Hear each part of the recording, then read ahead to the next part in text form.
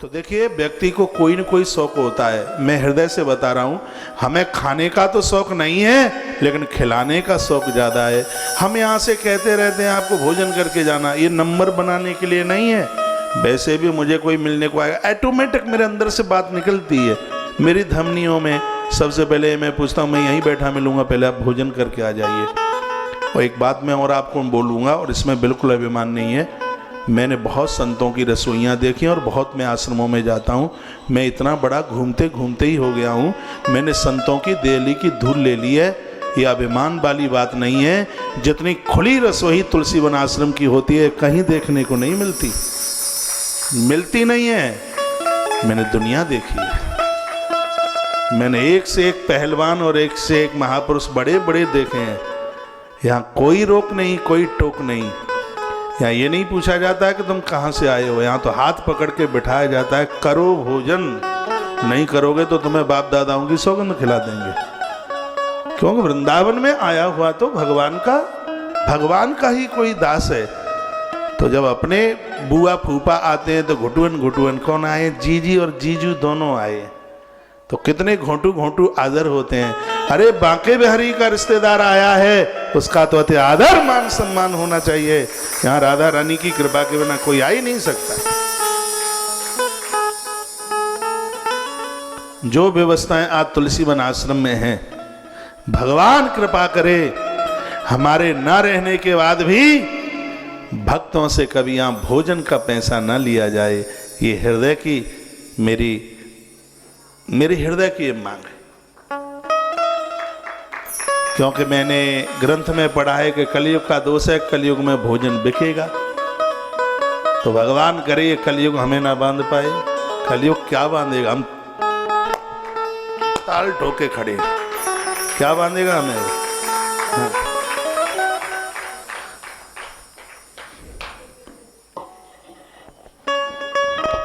ताल ठोके तो ये और मजबूत हो गई।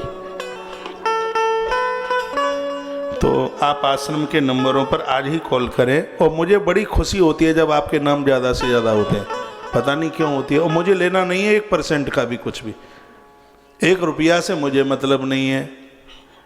भगवान की पवित्र व्यासपीठ पर बैठा हूँ, फिर भी आपके नाम ज़्यादा होते हैं तो बड़ी खुशी होती है। अब मुझे पूछ लो क्यों खुशी होती है? मुझे खुशी इसलिए होती है, हे भगवान, आज तूने कितने भक्तों के ऊपर कृपा की है अपने से जोड़ने के लिए, ये सोच के खुशी होती है। कितने जनों के ऊपर आज तुमने कृपा की है, आज ये कितने भक्त तुमसे जुड़े हैं। ये तो वही तो दे सकते हैं तुझे जिसका तू चाहता है। आप किसी साधु को नौता दें तो आपके नौते से नहीं आता, ये तो वो किसके घर का चाहता है वो तभी पहुंचता है उसकी देहली पर। वो चाहता है, उसका भोजन करता है वो है। तो ये तो उनका लगता है ये दान पुण्य में, जिसका वो चाहता है, जिसका उसे नहीं चाहिए तो वो 1 टका नहीं दे सकता। वृंदावन में एक आश्रम है सुदामा कुटी, संतों की बड़ी सेवा होती थी वहाँ। सुदामा दास जी महाराज जी का जमाना था, बड़े तपस्वी महात्मा थे। एक बार उन्हें जरा भंडारा देना था। दिल्ली के कोई सेठ जी थे वहाँ पर मीटिंग में बैठे, उन्होंने कहा गुरुजी पूरा भंडारा हमारी तरफ से। लाखों रुपए में था भंडारा, दक्षिणा भी बड़ी मोटी थी, पता नहीं 10-15 लाख रुपए की, 20 लाख रुपए की बात कही गई थी कि इतने में भंडारा, पूरा झरा भंडारा, जहाँ तक आवाज जावे चूल्हा बंद भंडारा। सुबह 10 बजे से रात को 10 बजे तक 12 घंटे तक चलने वाला भंडारा। सेठ जी बोल के चले गए। हरियाली तीज पड़ती है सावन के महीने में, उस दिन का भंडारा था और वो नहीं आए। सुदामा दास जी महाराज जी ने कहा सामान लेके आओ, सब हो जाएगा, व्यवस्था नहीं रुकनी चाहिए। सुबह से लेकर रात को भंडारा चला, 11:30 बजे रात को सेठ जी आए, बैग हाथ में। कहा गुरुजी इनकम टैक्स की तारीख थी, बहुत लेट हो गया, शर्मिंदित हूँ, समय पर नहीं पहुँचा। गुरुजी ये पूरे पैसे हैं, 20 लाख रुपया है, ये भंडारे के पैसे। सुनकर बड़ी खुशी हुई है कि लाखों लोगों ने भोजन किया है। गुरुजी की आंख में आंसू आ गए। गुरुजी ने कहा बेटा मैं तुम्हें बहुत प्रेम करता हूँ, ये तुम्हें भी पता है, मेरी आंख में दुख के आंसू इसलिए हैं कि भगवान को तुम्हारा टका स्वीकार नहीं था, इसलिए तुम नहीं आ पाए। भंडारे का काम पूरा हो गया है, हमें इसमें से 1 रुपया भी नहीं चाहिए।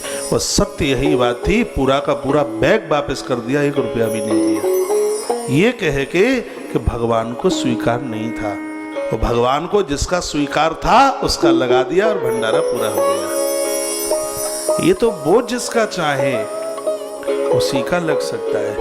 और जिस दिन आप इन नेक कार्यों के आप साक्षी हो जाते हैं तो अपने भाग्य की सराहना कीजिए कि ईश्वर ने आपको मौका दे दिया है, परमात्मा ने आपको सौभाग्य दे दिया है। पानी बाड़े नाव में, घर में बाड़े दाम, दोनों हाथ उलीचिए यही सज्जन का काम। सो धन धन्य प्रथम गति जाकी, धन्य पुण्य रति मति सो ही पाकी। दान पुण्य माता पिता करते हैं, बाढ़े पुत्र पिता के धर्म। माता पिता के किए गए धर्म कर्म से तो बच्चों की वृद्धि होती है।